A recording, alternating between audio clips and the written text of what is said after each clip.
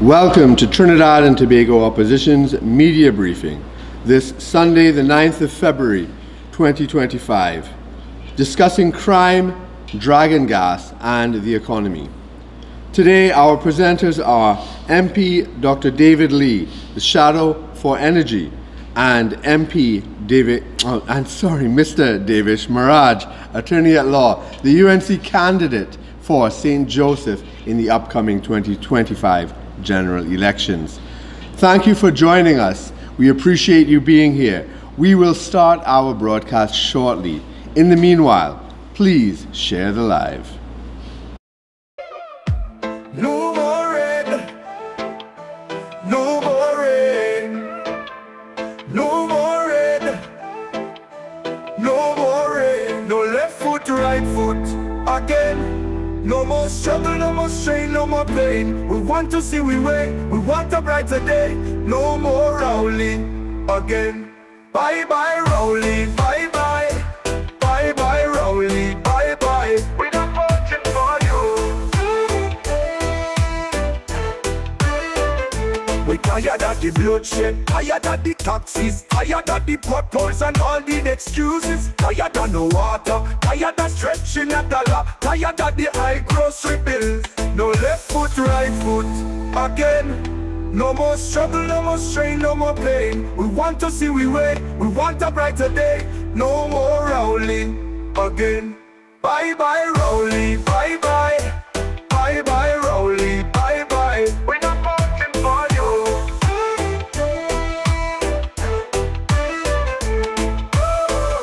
We're tired of the bloodshed, tired of the taxes, tired of the potholes and all the excuses. Tired of no water, tired of stretching a dollar, tired of the high grocery bills. No left foot, right foot again. No more struggle, no more strain, no more pain. We want to see we way, we want a brighter day. No more Rowley again. Bye bye Rowley, bye bye, bye bye Rowley, bye bye. We're not voting for you.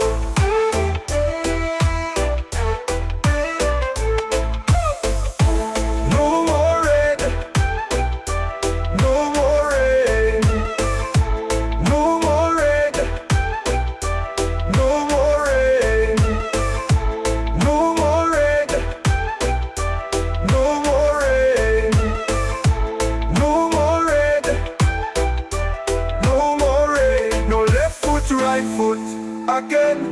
No more struggle, no more strain, no more pain. We want to see we way, we want a brighter day. No more Rowley again.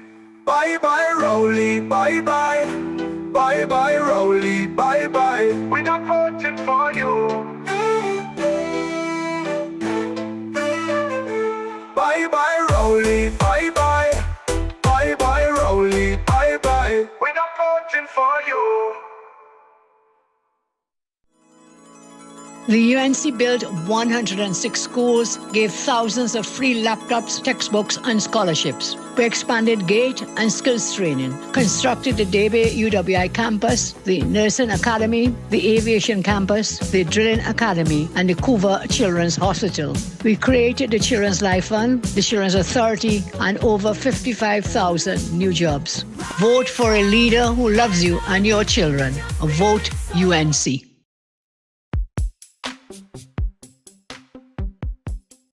We stand united in the belief that if you empower a community, the community empowers the country.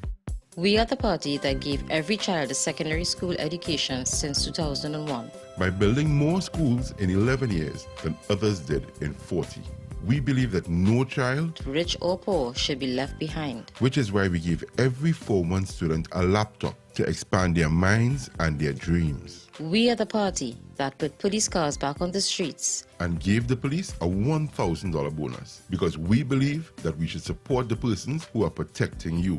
We are the party that reduced the murder rate to its lowest in 14 years. We expanded GATE, stopped the property tax, and increased maternity leave. We are the party that invested in you and in your community. by investing in schools, community centers, lighted parks, 24-hour health centers, and the most extensive road repair program in decades. We believe that education is always a solution and that no one should have to pick between sending their child to school or buying food. We are the party that works for you. We are the first responders in every situation, working to deliver a better standard of living for you and your family. And most importantly, we have confidence in you, the people of Trinidad and Tobago. This is not a campaign, it's a movement based on building communities and strengthening families. Come out and join us, and together we will get the nation working and moving again.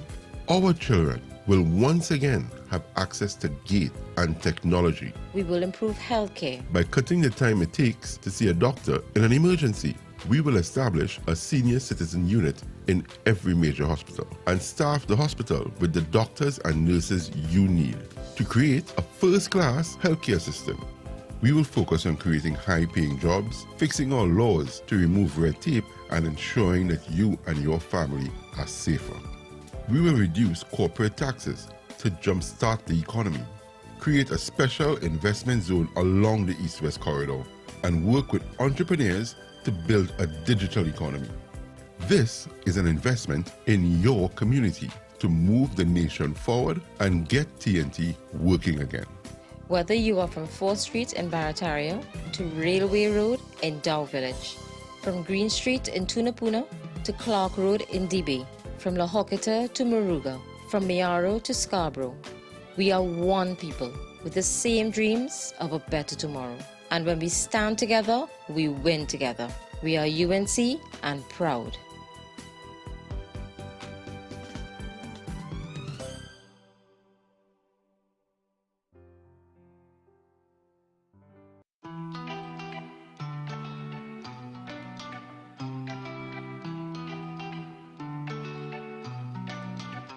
But one of the things I promised is that we will listen to what's happening around, and we've been listening, and whatever we could have done, we've been doing so far.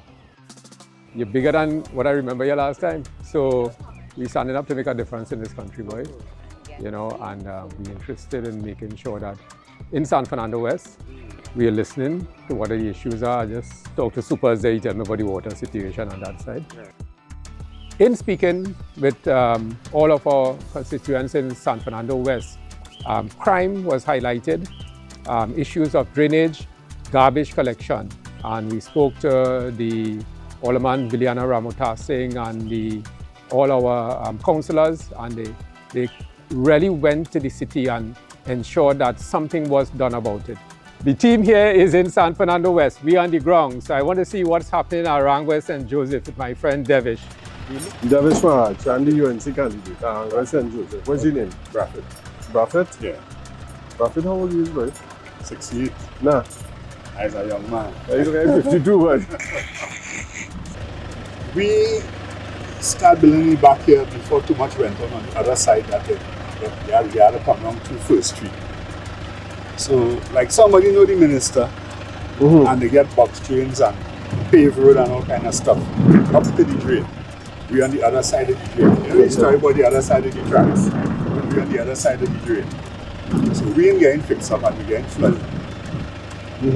I would just like to know that we have somebody there who we can talk to. Right now we are on 7th Street, Mount Lambert. I have met so many lovely people on this street. Very reserved, some of them, but they've all come out and they've given us very, very encouraging comments. Some of them have openly declared their support, for which I am very, very thankful. Others at least saying they will consider and think about it, but really, really a wonderful community. I have had no pushback from anybody whatsoever. As a matter of fact, it's very, very welcoming. Thank you very much. When UNC win, everybody wins.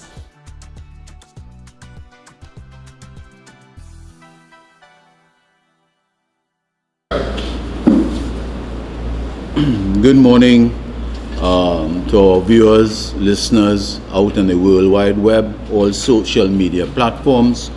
I welcome you this morning to the opposition's Sunday morning press conference. Today is the 9th of February 2025. Before I start off, let me first, on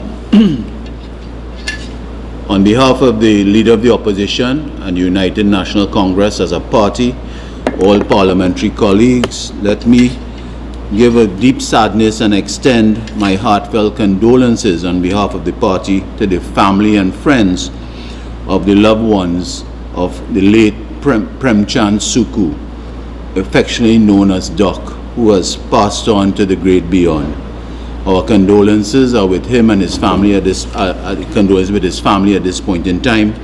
And at the end, I will say a little bit more on the late Premchand Suku, who was a past chairman of the Penal Debe Corporation.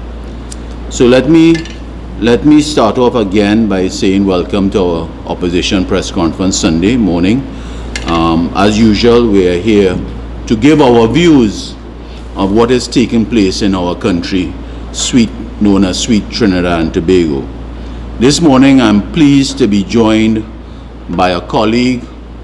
I call him my friend, my brother, a well-known attorney at law, Mr. Devesh Maharaj, who I believe and we believe will be the next parliamentary member of parliament for the constituency of Aranguez St. Joseph whenever that election bell is rung and whenever that election day comes. We are sure that Mr. Devesh Maharaj will be the next candidate or the next member of parliament for Aranguez St. Joseph. Before I bring on Mr. Maharaj, as we affectionately call him Dev, as I call him Dev, to give his views on certain aspects on the country, I just want to build on our presentation here this morning, and it is basically based out of a statement made by the President of the American Chamber, Mr. Stuart Franco, that was given when he presented the Economic Outlook Forum on behalf of the American Chamber of Commerce.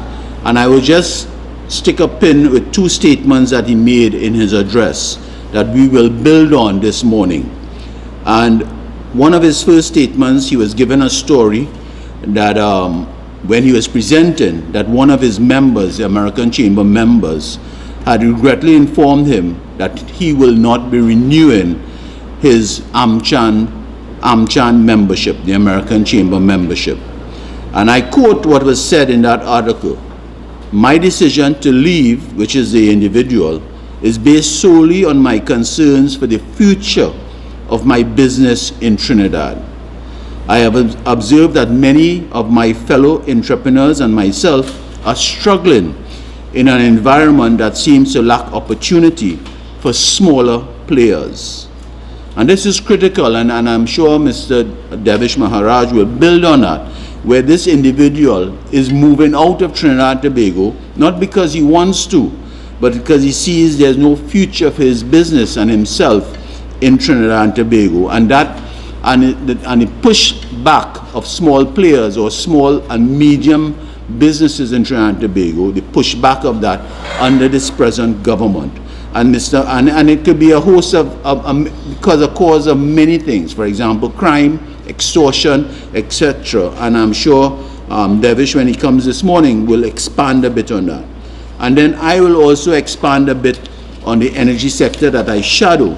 And it is very impactful that in Mr. Franco's statement as the American Chamber President, he was saying, and I quote him, Franco said, and I quote, "It was no secret that our quickest path to economic recovery and growth lies with access to cross-border Venezuelan gas." Let me quote that again. Mr. Stuart Franco, the president of the American Chamber, is saying, it is no secret that our quickest path to economic recovery of Trinidad and Tobago and growth lies with accessing Venezuelan gas. This is the American President Chamber of Trinidad and Tobago. So you see, on one end, one of his members is leaving the country because there's no business future for his company, and the push out or the pushback of small and medium businesses in Trinidad and Tobago under this present government. And on the other end, Mr. Stuart Franco, the president of the American Chamber, is saying, for Trinidad Hope to survive, we have to depend on Maduro and the Venezuelan government. That is our quickest path to success. So these are some troubling statements, I think, made by Mr. Franco that is in the news, in one of the daily newspapers. These are not our words, and we will build on these statements in our presentation here this morning. And without further ado, as they say, or without further delay, I now ask Mr. Devesh Maharaj to come and lead us off in this morning's press conference, and then I will rejoin when he's completed. So I thank you. At this point in time, I ask Devesh to come on to give his statement. Dev?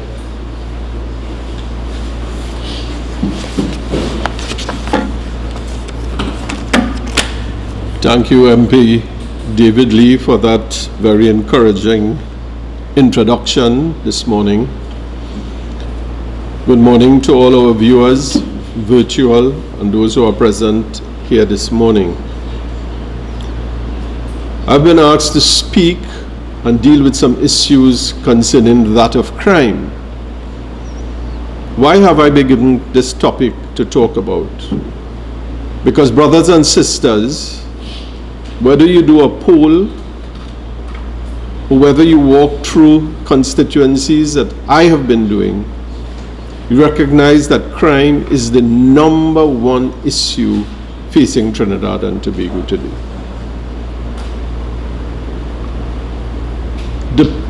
The pervasiveness of criminal activity seems to have taken over our social fabric of Trinidad and Tobago. I had to deviate a bit this morning from my prepared talk when I read a headline in today's Sunday Express newspaper. And I will just hold it up to you for your brothers and sisters. This headline is not my headline. This headline was not the UNC's headline.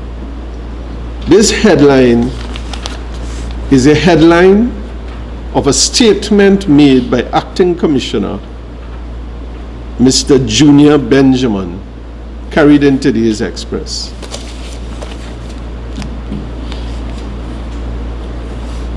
He says, brothers and sisters, gangs have replaced the role of some family units in Trinidad and Tobago.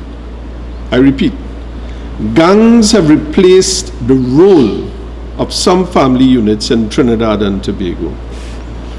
Benjamin said that the gang lifestyle seemed to have become both popular and lucrative for some to earn a living, which many young people, and young men in particular, are seeking to make it a lifestyle and a way of living by distressing others and creating a brotherhood where even in some cases they take whatever they have deprived others of and share it with others within their neighborhood. Benjamin went on, the perpetrators oftentimes saw themselves as a type of Robin Hood. And even more distressingly, brothers and sisters, to me, and I am sure to you, the national community, the acting commissioner, who is in receipt of certain information, which many of us are not, he goes on to say, more and more youths are trying to seek an identity with these gangs, seeing that they have lost that identity within the family, and the family have lost control of being that primary institution to guide the value system. The gang, that brotherhood, now takes its place, and it has become more and more prevalent in terms of identity. He went on to talk about the gang activity having a close association with illicit drugs and guns. Brothers and sisters, when an acting commissioner of police on a Sunday newspaper speaks in this manner and in those words, those of us who have not been frightened before would surely become so today.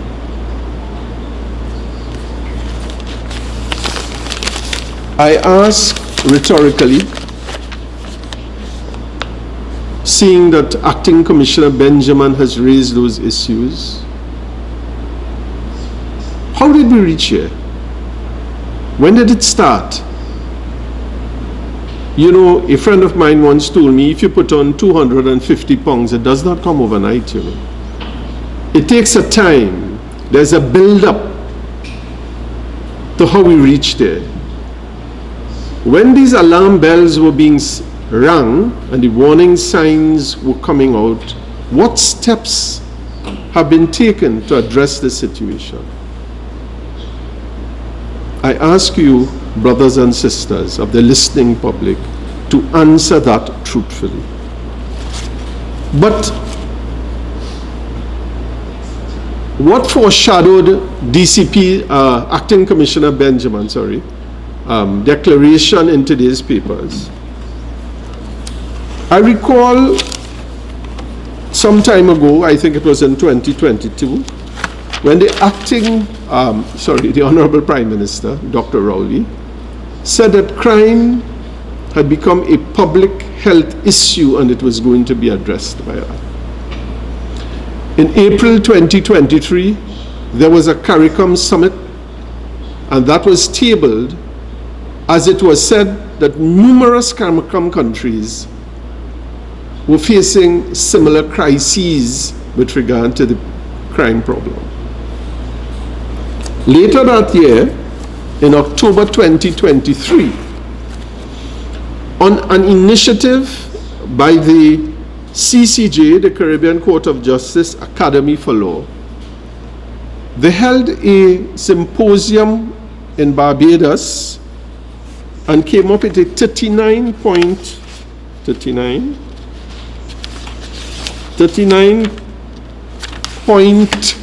document which was called the Needham Point Declaration. Brothers and sisters, this is what it looks like. The Needham Point Declaration.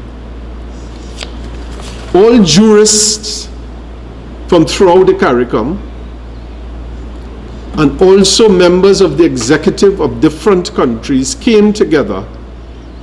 I understand the coffee was spectacular, but they met in a famous location in Barbados called the Needham Resort. And they carved out a 39-point declaration. The CCJ, the judicial arm, took it upon itself through its academy, recognizing the burgeoning increase in crime, to create a plan to deal with this problem in the Caribbean. They created 39 points. In one of the preamble to the Needham Point Declaration, brothers and sisters, it says, observing there is an unacceptable situation as it relates to crime in the member states of the CARICOM community, and understanding that crime is inimical to peace, order, and stability within societies, and therefore stifles social and economic development. It stifles social and economic development. I can tell you personally, from some charity work that is done in Port of Spain, there is a young lady who lives in the Belmont area who has to leave the premises before 5:30 because taxis do not run in Belmont, in her area in Belmont at least, after 5:30. Why? Because of the criminal element in that area.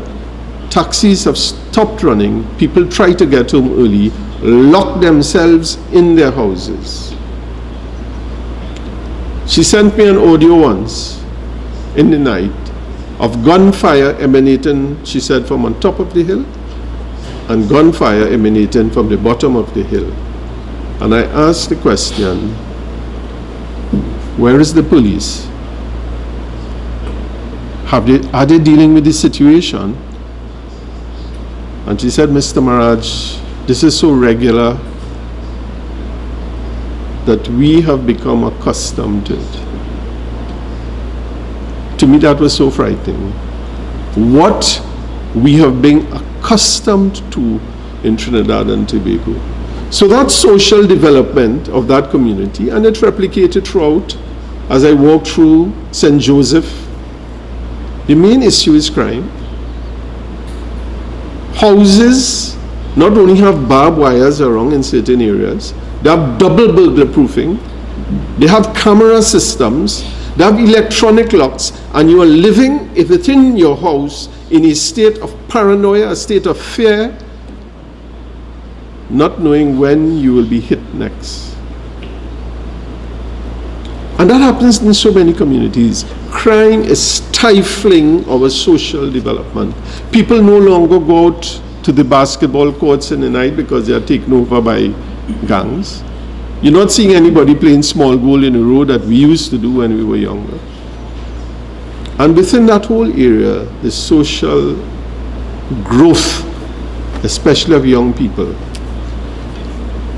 Someone told me when they migrated to the States some while ago from living in one of these high-risk communities that anytime their child, young child, hears very hard sounds, they wake up in a state of fear because the gunshots in the area were so prevalent that it affected them. Coming back to Needham, it says it not only stifles social but economic development. Need I tell you more? David talked a short while ago of a member of AmCham who is refusing to renew his membership in AmCham because of the crime situation in the country. We know small and medium businesses in Trinidad and Tobago, people are closing early, bars, restaurants, less people are coming out to participate in the services offered by these businesses. So people are being put out of work. People are spending less. People are not coming out. I mean, you have, of course, the big parties and so on, which people are still going to.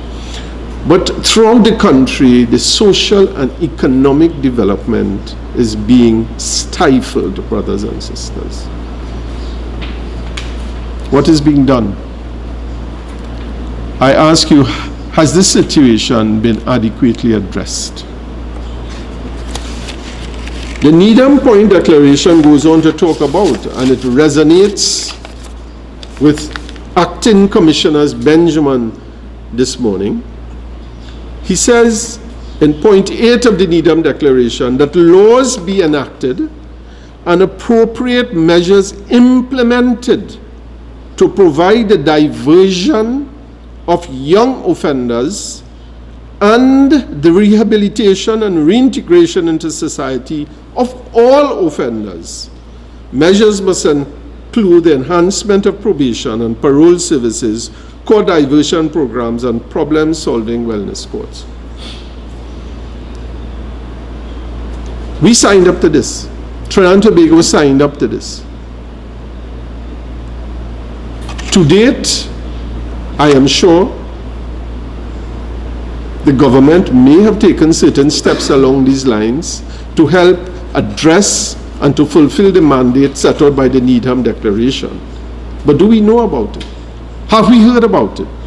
I can tell you in Nevis and St. Kitts in Jamaica, regular meetings are had with the public to bring them up to date with the developments that have occurred with regard to the Needham Declaration. I have not heard about it. I am in the law. And I have not heard about it. And if I am calling upon the government, if there is indeed some sort of measures being taken, please let us know about it. We have to have buy-in. If we don't have buy-in, as a stakeholder in this process, where are we going?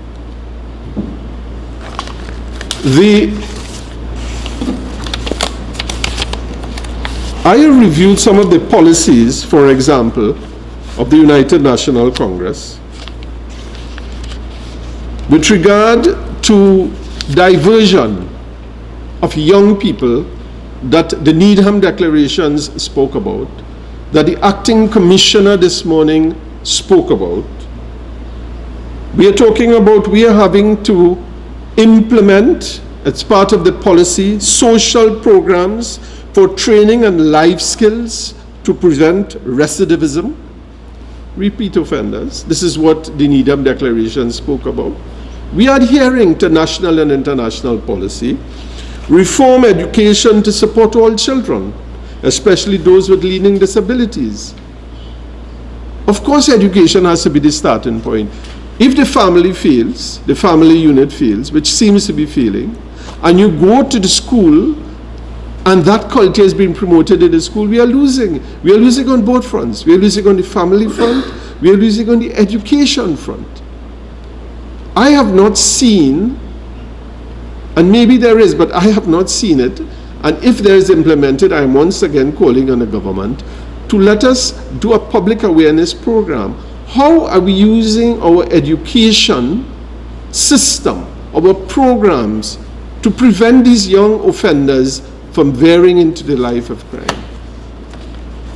We have normal school curriculum, but dangerous time requires strong measures. And we need to implement those strong measures.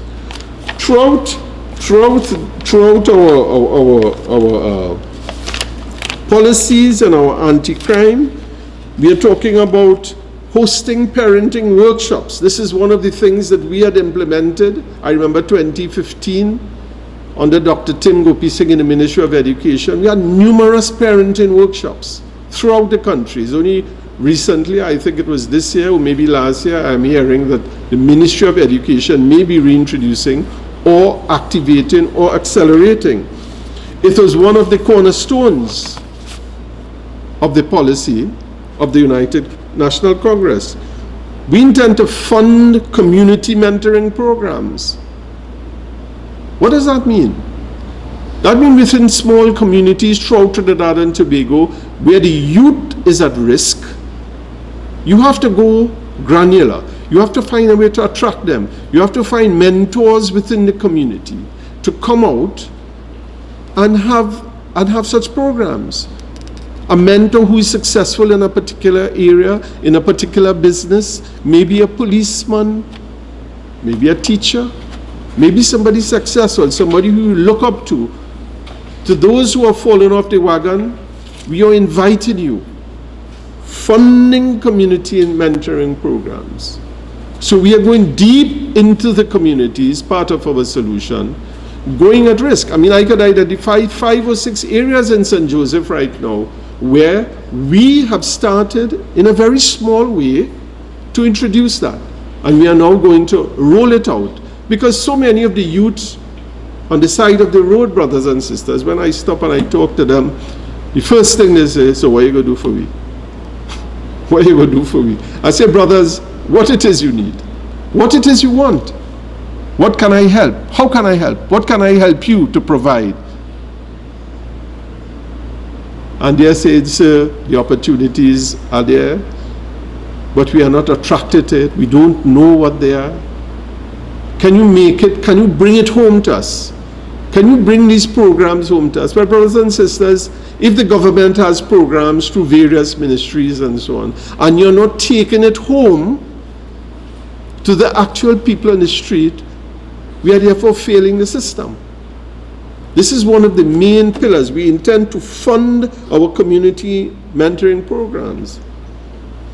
And we are doing it through faith-based organizations. So many churches, Hindu temples, mosques, that they could be involved, brothers and sisters, apart from just the spiritual practices. We are going to be encouraging our faith-based organizations to reach out into the society, encourage the young ones to come in through service, get them involved in service. form community support councils in every electoral district. You might say, is that possible? I am saying dangerous times, brothers and sisters, require extreme measures. We have thought about it. We have gone through. It is in our documents. We have solutions to all of these problems. And if it does not work when we implement it, we are going to tweak it and come again. Because the young people, brothers and sisters, are a demographic. They are the future of our country. If we fail them, DCP Benjamin, Acting Commissioner Benjamin says we are failing. The Needham Declaration said we are failing. We all recognize that we are failing the youth, but we have something to do. We have policies that we intend to put forward to remedy this situation. Brothers and sisters, one of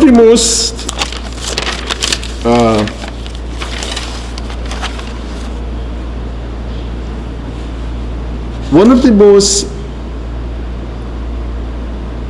devastating fallouts of this crime situation is the lack of trust that has developed with our population in our institutions. What do I mean by that, brothers and sisters? You know, I picked up an article by a very well-known criminologist, Mr. Darius Figueira. This was the headline, brothers and sisters. The headlines is, people have lost confidence in the police. People have lost confidence in the police. I'm not saying that the police have not doing their jobs. The majority of our police officers, we are sure, are doing and fulfilling their duties, but the situation has become overwhelming. It becomes so overwhelming that CARICOM had to deal with it, our CCJ had to deal with it. But we can talk all we can, but if we do not implement measures and policies that have been put forward, brothers and sisters, we are going to lose the war. We are going to lose the war on crime.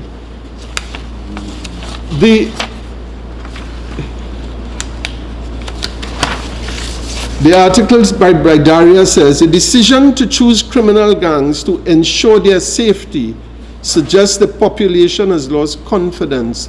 The population has lost confidence in the police, so to do. I am hoping that is not the situation. I am really hoping that that is not the situation, brothers and sisters. But the situation has become so overwhelming. What are the steps have we taken? In another article, and this was earlier this year, recently with a debacle concerning our Commissioner of Police, Ms. Erla Harewood Christopher, Mr. Figueira said, from 2017, there's a quote from him, and I want you to pay particular attention to this quote, brothers and sisters.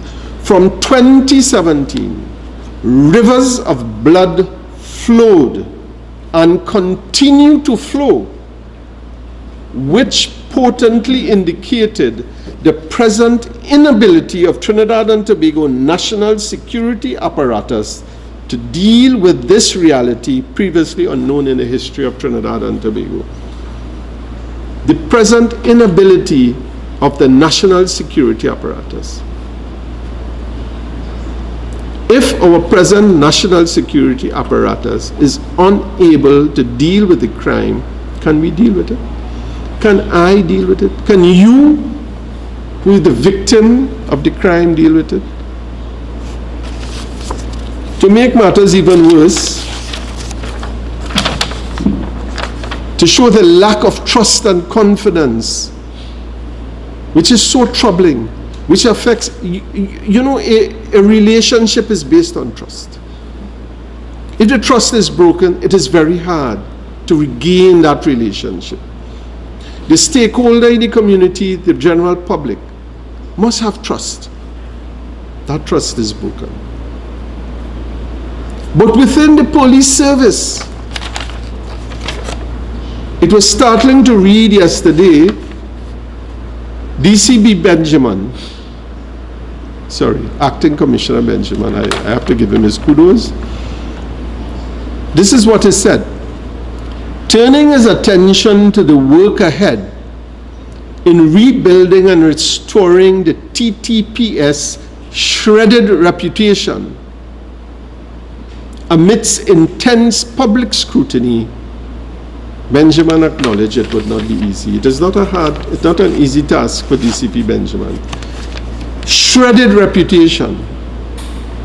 If within the police service you are acknowledging that your reputation is shredded, you have your criminologist is saying that the national population have lost confidence in the police.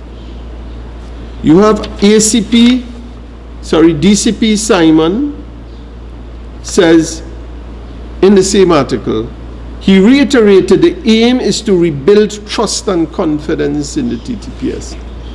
It's not going to be an easy task, he said. How will a country work if the population has lost confidence in our institutions? The said institutions are recognizing, despite their best efforts, because the police work very hard, that they have lost confidence. Shouldn't there be a policy reorganization, a new policy change? Because only the executive can make these changes. And in terms of what solutions we offer, I could read a whole list of all the anti-crime plans that we have considered, right? We are talking here about, brothers and sisters, support the transnational organized crime unit. Because the Needham Declaration, which I talked about, brothers and sisters, recognized that large part of the problem is the transnational crime. Our government will enhance that. Enhance covert operations at seaport and ports. Fully implement the National Operations Center. Integrate crime statistics. It's a whole host of measures, brothers and sisters. So we are not just identifying the problems. I want to tell you today that we have solutions for each and every one. But what was more startling, apart from what DCP Acting Commissioner Benjamin and Kurt Simon says, brothers and sisters, was a statement made by the Honorable Prime Minister in 2024. Let me see if I can pick it up as I'm closing. I am seeing David has given me a signal to wrap up. I think he wants to take the floor. The Honorable Prime Minister made a statement to the Parliament on the 3rd of July 2024, and he was talking about the SSA, brothers and sisters. The SSA. We know about the SSA, right? This was incorporated in 1995 with the prime objective for the formulation and implementation of national policies on illicit trafficking of drugs.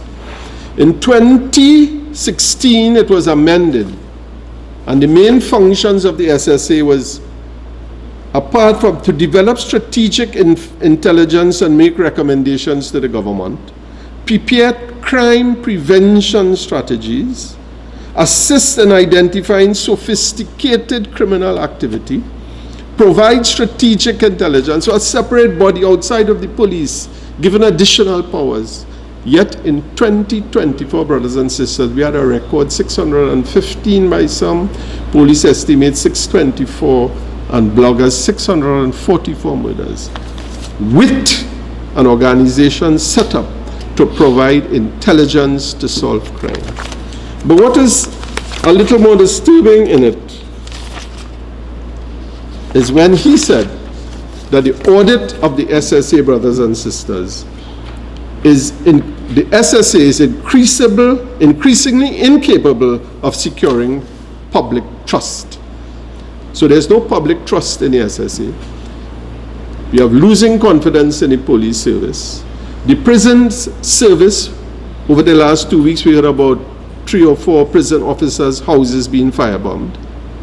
Which part of the national security apparatus, brothers, is functioning? We are telling you, we have our plans. I wish I had more time to tell you. We have detailed it.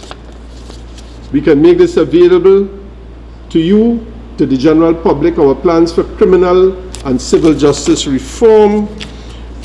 Numerous strategies set out there, brothers and sisters, some of which I have outlined. We have our anti-crime plans and policies, brothers and sisters. And we make a commitment, in my closing, brothers and sisters, we make a commitment that if you give us the opportunity to return to government in the next coming elections, we will take all the necessary steps and measures to implement, not just talk, to implement. We will have within 1 month a national crime symposium, and shortly thereafter implement all measures to reduce the crime scourge that have taken over Trinidad and Tobago. With that, I close. Thank you very much. Thank you, Devesh. Thank you, Devesh, for that comprehensive topic, different topics you would have covered this morning, especially in respect to crime and what is happening, especially in the St. Joseph area as you do your walkabouts, and laying out our policies in respect to our crime plans, the United National Congress. And I'm sure you will have a lot more other opportunities, along with other members of Parliament and other colleagues of the United National Congress, as we roll out our policies and plans for us as a party to take us into the next election and into government. So again, I thank you, Devesh, for your first press conference here, and it will not be your last. This morning, ladies and gentlemen, I want to start my presentation now, and I will deal a bit on the energy sector, I will deal a bit on Stuart Young, and I will deal a little bit on Prime Minister Rowley. This morning, we have come to the population at a very troubling time when our nation has lost its greatest accolade, which is that I would say we have lost our energy sovereignty. And I would ask Kevin if he can put up that Petrojam article.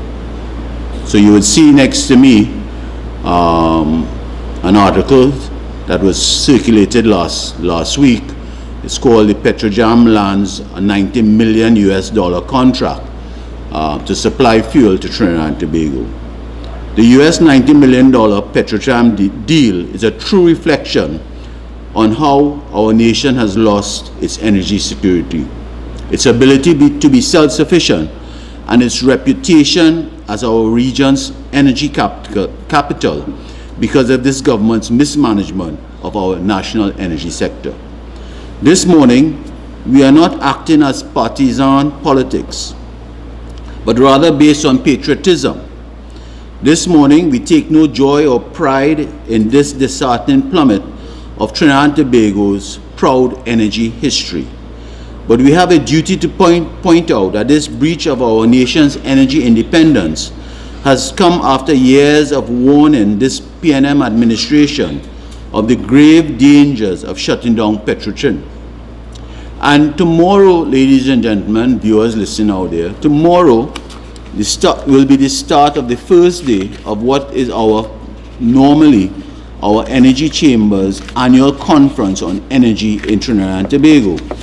And the theme for this year is called Investing for the Future in Our Energy Sector.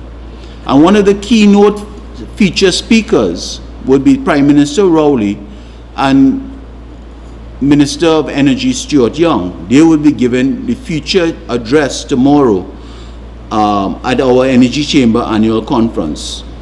And it will be interesting to hear and understand what the Minister of Energy will be talking about in the theme, investing for the future in our energy sector.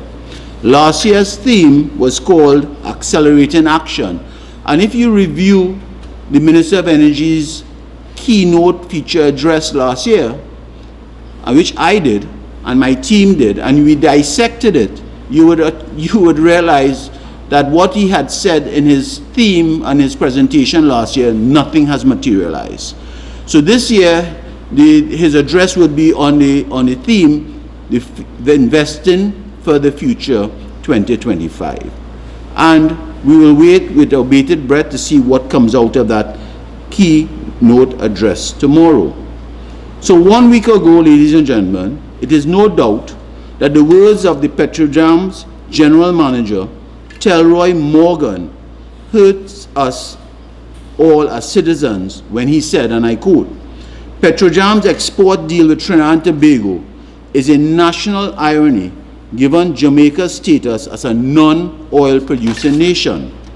This morning, we call out and condemn this administration for their 10 years of decimation in our energy industry, which has all but destroyed Trinidad and Tobago's generational regional reputation as an energy giant in CARICOM.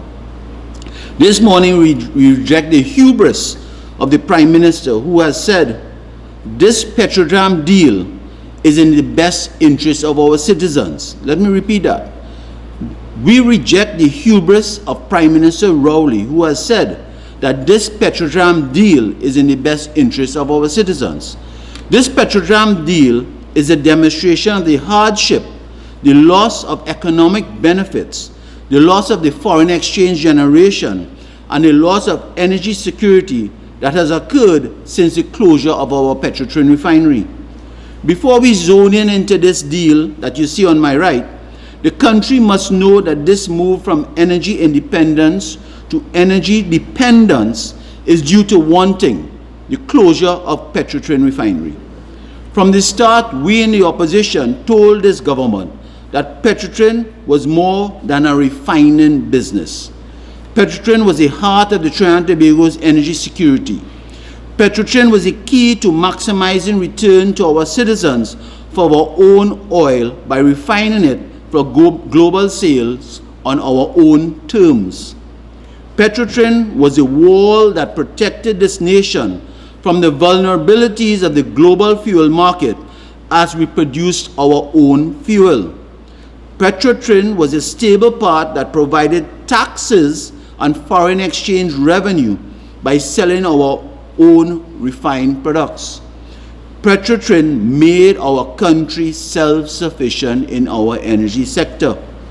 This Petrojam deal is now a clear indication that all of this is no more due to the dark day of the closure of Petrotrin refinery on November 30th, 2018. Energy Minister Stuart Young's explanation that this recent Petrojam deal is based on strengthening bilateral relations and aligns with CARICOM objectives is simply absurd and defies logic. Jamaica and Trinidad and Tobago have been regional friends, trading partners, and regional allies for global development for over 50 years and more.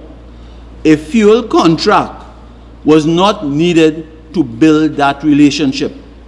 Spin doctoring this deal under the disguise of regional diplomacy or regional integration will not hide the fact that Young's government has totally broken the energy safety net and energy security of our country.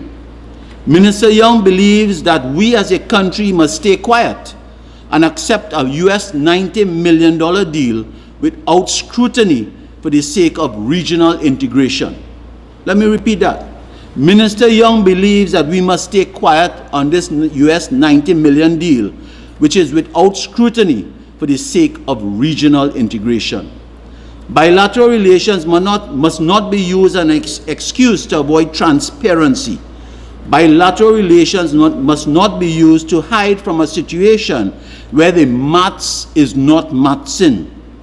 where the maths is not mathsing. This morning we asked the big question: is there more than meets the eye with this Petrojam deal? We want the country to strike out the fact that this deal is not rooted in CARICOM integration. Trinidad and Jamaica already have strong relations. The population must understand is Jamaica does not produce oil. Let me repeat that. The country must understand Jamaica does not produce oil. It imports crude oil to refine into the fuel oil it is selling to us. While Jamaica has a small refinery, they have a refinery. We had one and this government shut it down. Jamaica has a small refinery. We understand that Jamaica's refinery may not be meeting its local needs and is required to purchase fuel oil for its own use. Let me repeat that. Jamaica has a small refinery that does not produce all of the consumption and needs of the Jamaica as a country. So they still have to import refined finished products to supplement. So in essence, there's a possibility that much of the ultra-low sulfur fuel oil that is being sold to us in Trinidad and Tobago didn't directly come from Jamaica's refinery, but may have been purchased from another dealer by Petrojam and resold to Trinidad and Tobago. Last week, Paria was quick to state there was no third party in this process. But this morning, we call on the Minister of Energy to tell the country if all the fuel oil being purchased from Petrojam has been refined by Petrojam, or is it being resold by Petrojam? Is it refined by Petrojam, we ask, or is it all resold by Petrojam? Trinidad and Tobago, this is an important point. The Minister of Energy must differentiate if the fuel oil is refined by Petrojam or resold by Petrojam. If the fuel oil is being resold by Petrojam, then the people of Trinidad and Tobago must know who is that third party. Is it from a sanctioned partner? Is it from a unscrupulous dealer? Even more importantly, if the fuel oil is being resold by Petrojam, is Petrojam adding a premium to this price? If Petrojam is adding a premium for this fuel for resale, it means Trinidad and Tobago could have purchased the fuel cheaper. If a premium is being added by Petrojam to this fuel for resale, why didn't Paria go to the dealer straight? That is why we call on Paria's General Manager Mustaq Mohammed and the Minister of Energy Stuart Young to tell us what procurement process was used to enter into this $90 million contract. Let me repeat that. We call on Mustaq Mohammed, Paria's General Manager, and the Minister of Energy to tell us what was the procurement process used to purchase this $90 million contract from Petrojam.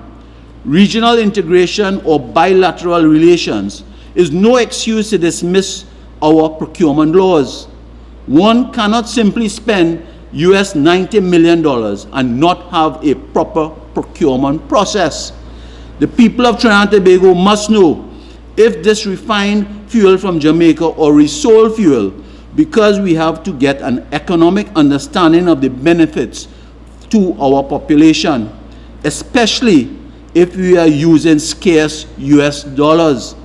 The Minister of Energy has told us that this is just a small amount of fuel that is being purchased compared to what Paria buys. Let me repeat that. The Minister of Energy last week talked about this is a small amount of fuel being purchased from Petrojam. If this is so, why purchase this small amount?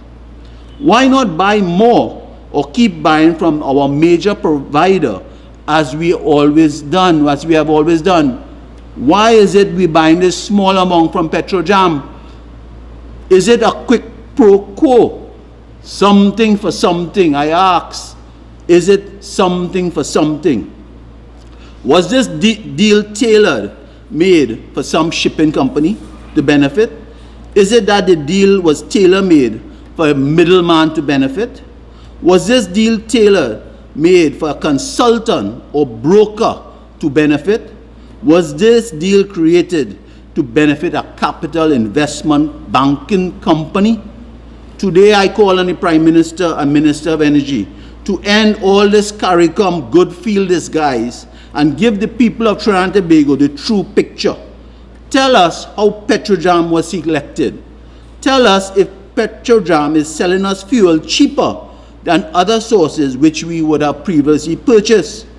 As a matter of fact, we call on the Minister of Energy to tell us if there was any lobbying from those close to him.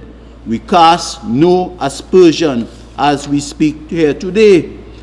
I want to ask him if the Petrojam current chairman, who is also or was a director on NCB Capital Markets Board, had any part to play in this deal. Trinidad and Tobago was one of the major suppliers to the entire CARICOM region. Let me repeat that. We as a country was one of the major fuel suppliers to the entire CARICOM region. And it is simply delusional and insulting to the people of this nation for Stuart Young to offer this ridiculous excuse that, and I quote, we could not refine this product profitably in the way we are purchasing and selling it now. This is Stuart Young's statement. We could not refine this product profitably in the way we are purchasing and selling it now. That is a tragedy. As a matter of fact, it is delusional for Minister Young and Prime Minister Rowley to continue this false narrative that Petrotrin was not profitable or debt burdened. Today we remind this country that until the very end of the operation of Petrotrin made a profit. Petrotrin operating profit was $170 million in its last year of operation. All of those debts that Stuart Young and Prime Minister Rowley continues to speak about, those are the PNM created debts. It was Malcolm Jones who burdened Petrotrin. Let me remind this country, it was PNM Malcolm Jones that burdened Petrotrin with his failed WGTL scandal. More damning beyond the destruction of our century-old regional pride of being the Caribbean's premier energy giant is the destruction of our ability to be self-sufficient in our energy. This regional embarrassment must be bolted to the PNM's failed energy policy in the last decade. And I want to say, when Prime Minister Rowley demits office, and he said he's demitting office to hand over to Stuart Young, he will leave Trinidad and Tobago's oil production at its lowest in our post-independence history. That will be his legacy. Plus, I saw in the other day, he's now planting, Devesh, 4 types of yam to tell us we will have food security. We as a country had fuel security. This government, this administration destroyed that. And now he's planting yam to say we will have food security.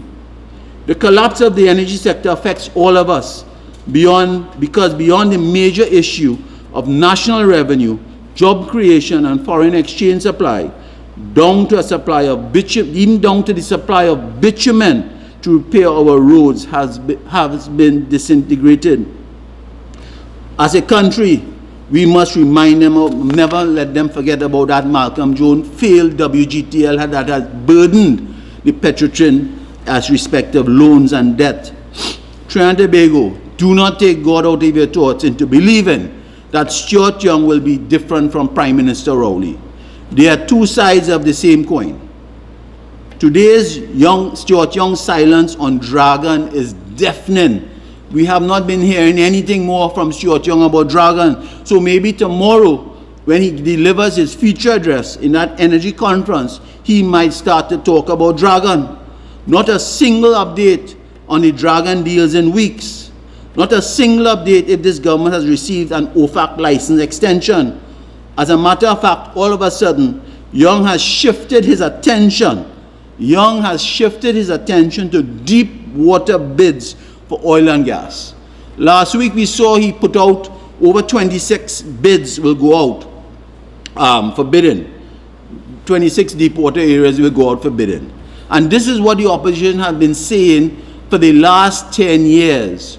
We were telling this government to, in our own infrastructure, there is sufficient oil and gas for us to be able to survive, and we should not have been playing with the Maduro government. Yet, all of a sudden, in the 99th hour, we see Stuart Young is putting out over 26 different deep water areas for bidding. And this is a little bit too late, my brothers and sisters. I now want to turn to a little attention to, coming up shortly, will be our 3rd anniversary of the Paria tragedy where we lost 4 divers. In a few days, it will be the 3rd anniversary. And the opposition, United National Congress, have been working with those families to ensure that the memories of those divers are not forgotten. Just this week, my colleague in Parliament, MP Indar Singh, Rudranath Indar Singh for Cuba South, the Member of Parliament of Cuba South, issued a release. It did not make the newspapers, but I want to quote a few words from this release. As it turned, and I quote, this is from MP Rudranath Indar Singh, Cuba South. As the 3rd anniversary of the Paria divers tragedy approaches, a catastrophic symbol of this government's callous neglect, the Rowley Young administration has again shown its contempt for workers' lives with its grotesque indifference to the death of Heritage Petroleum rig worker Mr. Pete Phillip.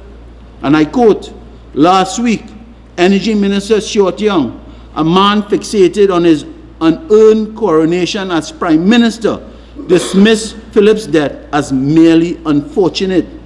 Meanwhile, Well Services Petroleum Company Limited has abandoned the search for Phillip's body until March, citing a lack of local rescue equipment. I continue. This admission lays bare the criminal incompetence of leadership after 100 years in the oil and gas sector. Trinidad and Tobago still lacks basic emergency response plan. End of quote. So, ladies and gentlemen, under Stuart Young leadership, MP Indar Singh, and I agree with him, highlighted certain things of under Young's leadership in the energy sector. And I want to remind this population this morning, the Nikon explosion that killed Mr. Alalain Ramkisoon, the Paria 4 divers left to drown in the pipeline. And now we're seeing the Heritage Petroleum tragedy of Mr. Pete Phillip, and we're still trying to recover his body, ladies and gentlemen. In a matter of days, as I said, we will be celebrating this 3rd anniversary of the Paria divers, and the memorial of the Paria tragedy, with 4 of our divers lost when they lost their lives as a government made little attempt to hasten their rescue. And today, I challenge Minister Young. If you are so different from Rowley, I want you to tell this nation if you are willing to help these families with compensation. I want you to tell, if you are different from Rowley, I want you to tell this nation if you are willing to help these families with compensation. I ask that question from incoming Prime Minister Stuart Young. Ladies and gentlemen, we put Trinidad and Tobago on notice. If Minister Young and the PNM didn't do it in 10 years, they will not do it before the next election or in the next election. For 10 years, Minister Young was the Gary Sobers of the cabinet. And now we are hearing him saying, recently, he will give, when he becomes Prime Minister, he will give technology to farmers. He will reform the school curriculum. This is what he is saying. But for the last 10 years, Stuart Young has been a key senior minister in the cabinet of Dr. Rowley. And nothing has happened within our school curriculum. Nothing has happened with technology to our farmers. And I asked the question, what would he do different that he did not do with Prime Minister Rowley in the last 10 years? I asked that question. And as I come to an end of my presentation here this morning, I want to remind this country about the institutional decay under this present administration. Only the PNM could govern a country to the point that the office of the police commissioner falls into uncertainty during a state of emergency. Only this administration could derail the constitutional delivery of the police merit list. Only the PNM could say it is not abnormal. And I want to stick a pin on something here. And I want the media to start investigating a company called Plibdeco. It is only the PNM that could say it is not abnormal when Plibdeco, the company crucial in running the Point Lisa sport, continues to experience hemorrhaging of workers of key management positions. And I stick a pin and I ask the media to start investigating this company called Plibdeco and what has been happening in the last 12 months with this company, my brothers and sisters. So as I come to an end, I want to ask Kevin, before I close, to put up a release that we saw yesterday on February 8, 2025 from the Ministry of Finance. And I think that release was from the Honorable Coleman Burt, the Minister of Finance. And there it is on my right. And it says a media release. For immediate release, the headline, 87,376 individual tax refunds to be issued. Let me repeat that. 87,376 individual tax refunds to be issued. And I quote the release. The Minister of Finance, the Honorable Coleman Burt MP, wishes to advise that he has requested the Board of Inland Revenue to issue individual tax refunds to all eligible taxpayers that are owed these refunds in amounts up to $25,000. Let me repeat that. IMBERT has put out a release telling you, the taxpayer, that he's giving you back your refund. Big deal. This is supposed to be a normal way of our life in Trinidad and Tobago. You file your tax return. If you're entitled to a refund, you're supposed to be repaid that refund. But Minister of IMBERT is making it as if it is his money. And he is doing 87,376 individuals as if he's doing them a favor by releasing your income tax refund checks of under 25,000. So if you are owed an income tax refund of over 25,000, you ain't getting that. You're not entitled to that at this point in time. Only individuals with tax refunds under 25,000 will get their refund. Now, what madness we are hearing here? This is you overpaid taxes and you're entitled to be refunded. That is the part of doing your business. That is why you file your tax returns. So you're entitled to get a refund, but IMBERT is telling you, well, we're doing you a favor by giving you back your refund. Ladies and gentlemen, we are in a sad state as a country if the Minister of Finance has to put out a release telling individuals, taxpayers, that we will pay you your refund once it is under $25,000.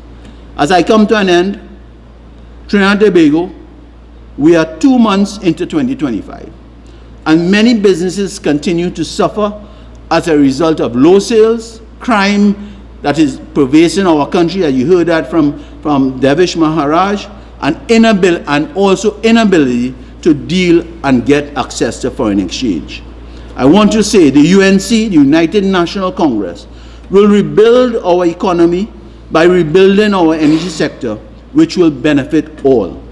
Our incentives for exploration will generate activity in the energy sector once more. This will create revenue for national development and generate foreign direct investment. We will return foreign direct investment to our country. This will create jobs both in the energy sector and the fence line communities that surround Petrotrin. Ladies and gentlemen, United National Congress stands with our Honorable Kamala Prasad Bisesa we are ready to rebuild our country and bring it back to the status and greatness that we all know Trinidad and Tobago to be. I thank you this morning, and before I really end, for listening to us this morning, I would also like to again reiterate our condolences to the late family, the family and friends of the late Primchan Suku, a past chairman of the United National Congress under the Penal Debe Corporation. Our hearts, our sympathies, our blessings go out to his friends and his family, their condolences. And I am sure he was a constituent of Oropuch East and also a great member of our party. And I'm sure you will hear a lot more from other colleagues who would have known him, especially the sitting MP for Oropuch East, Dr. Rudal Munilal. So again, I want to thank the viewers listening here this morning. I know we went over a little bit longer than expected, but I want to also thank our colleague, my friend Devesh Maharaj, for being here and being part of this press conference this morning.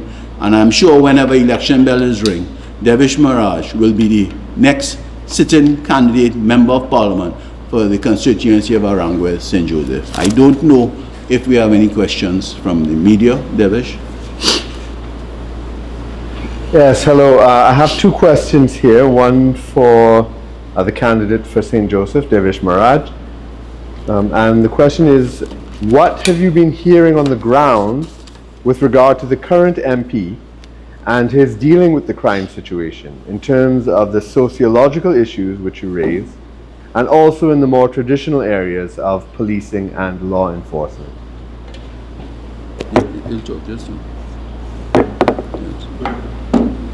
Thanks, Kirk, for that question. I have not traversed the entirety of the constituency. The areas that I have been in, I have received no sort of feedback or information from the residents I've spoken to in terms of an active involvement in that area. The issue that was raised by the acting commissioner about gangland violence and youth being attracted to gangs, I mean, that's a pervasive issue in the constituency of St. Joseph. There is I've not seen or heard, if there is any, we are trying to implement our own measures, but I have not seen or heard anything actively about any steps being taken on those issues within the constituency. I don't know how true it is though, but there is something called a station council meeting with the police station periodically, and one is due soon, within a week or two. But it is reported that the station has 1.5 vehicles. I don't know how true that is. Maybe there are 2 vehicles and one is not working properly and the other one is. So that when people make their reports for any crime or any violation, the response time is not very quick. I mean, I don't want to hit the officers there because that's not the intention. I'm just thinking if you have very limited resources in the station and it's a very wide geographical area you're dealing with, from Sawa to actually St. Joseph, those resources need to be improved upon. And I don't know if the current MP has made any advocacy in that area for that situation to be remedied at this point in time. I hope to attend the next station council meeting. I think it's in a week or two, to get a first-hand knowledge of what is the current situation with the resources. What we do understand is that they are pretty overworked with limited resources. That is a matter that we hope to address within the shortest possible time once we get into government. Thank you. Okay, thank you. And I have a couple questions for MP Lee. First one is dealing with Petrodram. Does the opposition believe that the Energy Ministry should clearly follow the Procurement Act and announce how Petrodram was selected? Thanks for that media question. I think Let me first answer yes. As far as the procurement laws, we have a procurement law in place, we have a regulator in place, and that has been one of the reasons of transparency and accountability. That's why the government passed, and with the opposition, the procurement regulation bill. All right, so that yes, there is a need to find out from this pariah the procurement process that was used to hire or to get into this contract with Petrojam and this $90 million deal. There's a lot more that we feel is in that deal, and that's why I mentioned if it is a quick pro quo, meaning something for something that was given. That is why we feel there's more in the mortar than in the pestle. Is that correct? That's correct. That's right. So we wait for some kind of response from the Minister of Energy. And a question on Paria. Given that Young will take over in a few weeks, what does the opposition believe Young should do for the Paria families? Should he listen to the Commission of Inquiry chairman and make an ex gratia payment without accepting liability?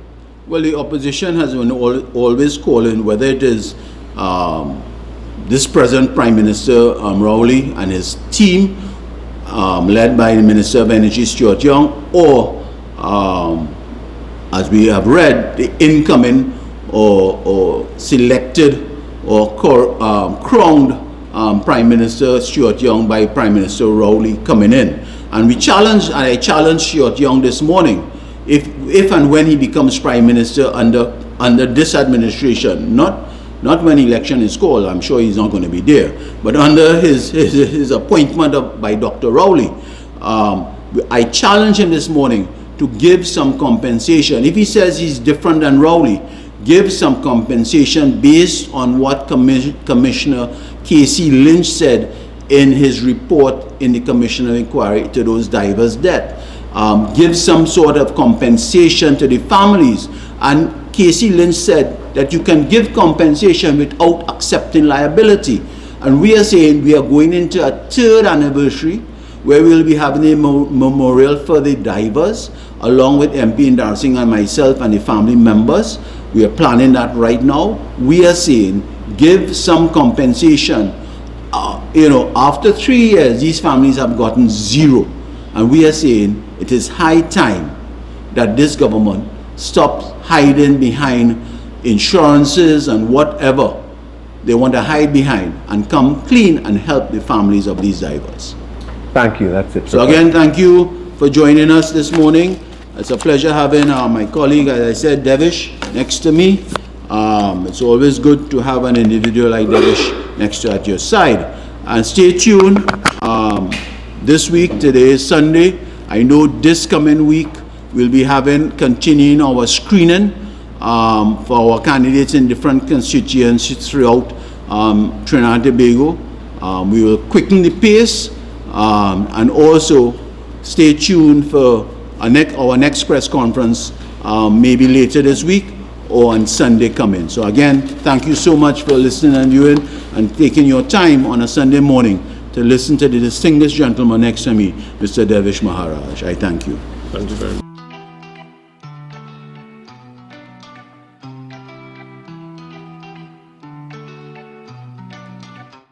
But one of the things I promised is that we will listen to what's happening around, and we'll be listening, and whatever we could have done, we've been doing so far.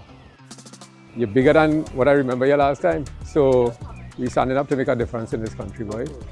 And we're interested in making sure that in San Fernando West, we are listening to what the issues are. I just talked to Supers there, he told me about the water situation on that side.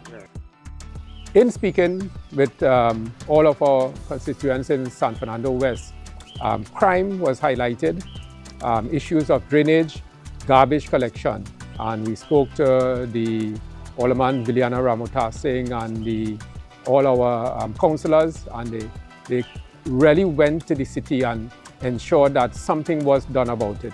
The team here is in San Fernando West. We are on the ground, so I want to see what's happening around West St. Joseph with my friend Devesh. Devesh Maharaj, I'm the UNC candidate. West St. Joseph. What's your name? Braffett. Braffett? Yeah. Braffett, how old are you, boy? 68. Nah. as a young man. He's like 52, man.